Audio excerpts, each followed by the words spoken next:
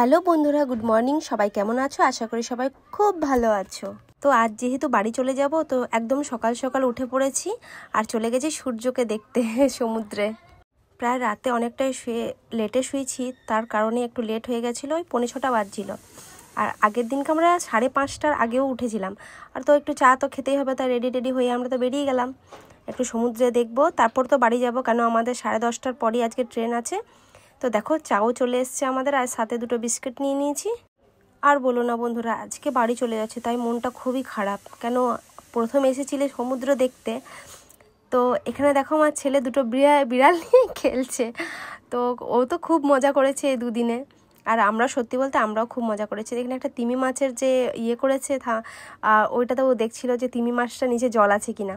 তো এখান থেকে দেখো আমরা এখানে ভিডিও বানিয়ে নিয়েছি, তারপর একটু সমুদ্রের পাড়ে চলে এলাম, একটু দেখলাম। আজকে একটু কম ভিড় আছে বন্ধুরা, কালকে খুবই ভিড় ছিল।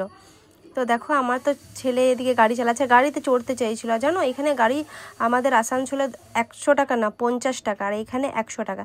তো দেখো এখানে মাছ দেখালাম, আর এখানে দেখো স্টার মাছ আছে, অনেক রকমের মাছ। কালকে যেহেতু অনেক দূরে অনেক সামনে জলটা চলে এসেছিলো, আর আজকে তো অনেক দূরে আছে। তো দেখো এইখানে যে জলগুলো জমেছে ওইগুলো থেকে এই মাছগুলো দেখালাম তোমাদেরকে। আর দেখো এখানে প্যারাশুট উঠছে, তো বেশ খুব ভালো লাগছে চড়তে। তো জীবনও কোনোদিন পারবো না, অত সাহস আমার নেই। তো দেখতে তো খুব ভালো লাগলো। তো আমি এইখানে কিছু ভিডিও শ্যুট করেছি, তোমরা দেখতে পেয়েছো বা পাবেও। তো খুব ভালো লাগলো। আর এখানে দেখো কত ছোট মাছগুলো, তো সবই ভিডিও তোমাদেরকে দেখালাম। আর দেখো কত সুন্দর, তোমাদেরকে সবই দেখালাম। আর এখানে দেখো স্টার মাছটা কত জলদি হাঁটছে। তো এগুলো আমি তো কোনোদিন দেখিনি, খুব ভালো লাগলো। তো চলো, অনেক ঘোরা হয়েছে, এবার আমাদের ট্রেনের টাইম হয়ে যাচ্ছে। তো আমাদেরকে আজকে চেক আউটও করতে হবে। তো ওর বাবা তো একদম ঘেমে চান হয়ে গেছে ঘুরে। তো চলো ওপরে যেয়ে পরে স্নান করে বেরিয়ে যাব। চলো বন্ধুরা, আমরা এবার চেক আউট করছি। আমাদের সব লাগেজ নেওয়া হয়ে গেছে, আর বেটুও রেডি হয়ে গেছে, আমার বড়ও রেডি হয়ে গেছে, আর আমিও রেডি হয়ে গেছি। তো চলো এবারে রুমটা ছেড়ে আর স্টেশনের দিকে যাই, কেন আমাদের 10:30 10:35 একটা ট্রেন আছে। তো ভাবছি ওইটাতেই যাব। তো তোমরা দেখতে থাকো ভিডিওটা। তো চলো এতক্ষণ লাগেজ নিয়ে নিয়েছি, আর চলো এবারে নিচে যাব। তো লিফট থেকে যাই, কেন ব্যাগগুলো বেশ অনেকটাই ভারী হয়ে গেছে। আর আনার সময় ভারীই ছিল, বেশি কিছু তো কিনিনি। তো কেমন লাগলো তোমাদের ভিডিওটা অবশ্যই তোমরা কমেন্টে জানাবে, আর দুদিনের যে ভিডিওগুলো দেখলে অবশ্যই ওটাও কমেন্টে জানাবে। আর আগের দিন আমরা যে একদম আসানসোল থেকে দীঘা এসেছিলাম একটা ট্রেনে, আজকে কিন্তু আমাদের কাটিয়ে যেতে হবে। সেটা একটা আমার খুব ঝামেলার ব্যাপার আছে, কেন আমার ট্রেনটা শ্যুট করে কিন্তু আমার 4 চাকা গাড়ি শ্যুট করে না গাগুলাই।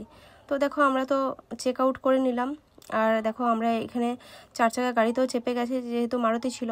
তো তোমাদের সাথে কথা বলতে বলতে এখানে রাস্তাও পেরিয়ে গেলাম অনেকটা। আর এখানে দেখো এটা কত সুন্দর, এটা খুব ভালো লেগেছে, একটি ইউনিক, কোনোদিন দেখিনি, সিনেমাতে দেখেছি, বাট এটা তোমাদেরকে দেখালাম একটু নতুনত্ব। তো বন্ধুরা মনে হচ্ছে আরও একদিন থাকলে খুব ভালো হতো, কিন্তু কি করব, আর বাড়ির দিকেও মনটা পড়ে আছে।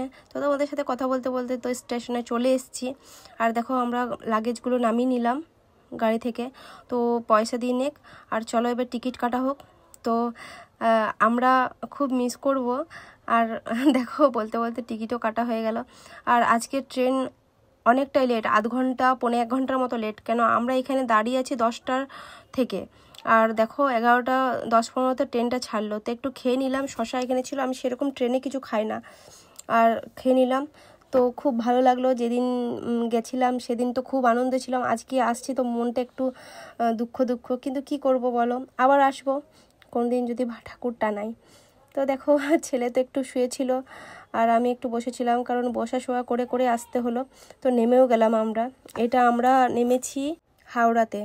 তো হাওড়া থেকে একটু খাওয়া দাওয়া করে আবার ট্যাক্সি ধরতে হবে, আর তারপর আবার যেতে হবে করুণাময়ী, তারপর এখান থেকে ভলভো ধরে আসানসোল।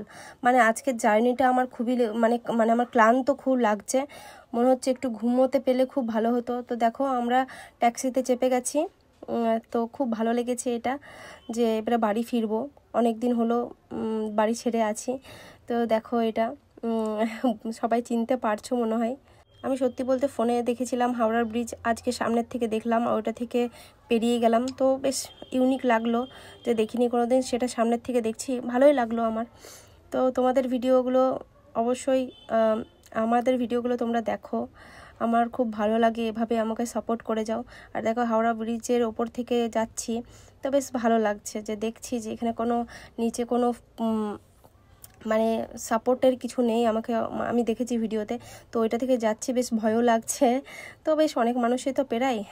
তো এখান থেকে আমরা এবার চলে যাব ভলভোতে, চেপে যাব, কারণ ভলভোর জন্যই আমরা এই গাড়িটা ধরেছি, করুণাময়ীতে নেওয়ার জন্য। তো তোমাদের সাথে কথা বলতে বলতে দেখো আমি চলেও এসেছি। আর আমি তো আসার মাত্রকে আমি ঘুমিয়ে পড়েছি, ওই ভয়েসটা দিচ্ছিল। আর আমার ছেলের শরীরটাও অতটা ঠিক ছিল না, ও গাড়িতে মানে বাসে 2-3বার বমিও করে ফেলেছে, ওরও শরীরটা ক্লান্ত ছিল, ও একটু ঘুমিয়ে পড়েছিল। আর এ তখন ভিডিও বানিয়েছে।